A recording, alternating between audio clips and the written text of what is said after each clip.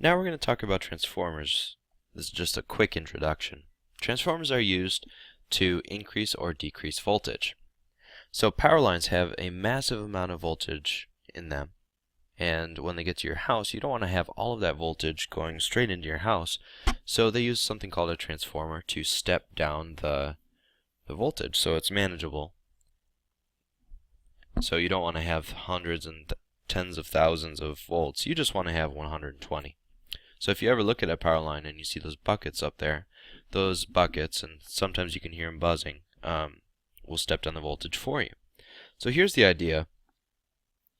Here's a really simple sketch. You have this inductor with a certain current going in here. Now if you wrap another inductor around it, but the other inductor has a different amount of loops, this is what a transformer is.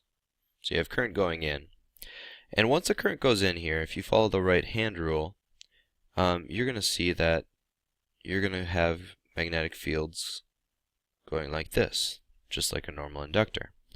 But that will also create a current in the other wire. So you're going to see current being transferred between these wires. Now the difference is the number of loops is going to change the voltage. And so here is the formula that you'll be using.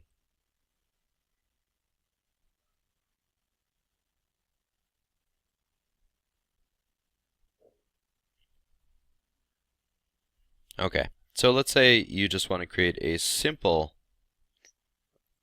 transformer, a theoretical transformer, and you want to change 120 volts to 9 volts. This might be, for example, in your power cord that you plug into your laptop. Maybe it just needs 9 volts and your house has 120 volts. So we will say that this is our in, this is our out, and we'll plug it into the formula above. So we want 9 volts, N out and N in, and then we would put 120 volts right here. Now what we can do is divide by 120 over, so this would be 9 over 120.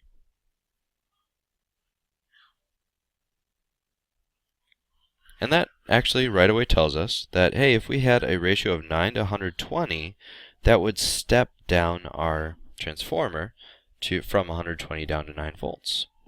Now it could be any kind of multiple of this ratio, so if you multiply by 10 or 100, you would get the same effect with just different coils.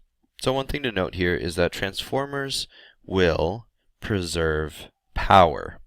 So you might have wondered, well, what's the catch? If we can just step things up and down in a transformer, what are we losing?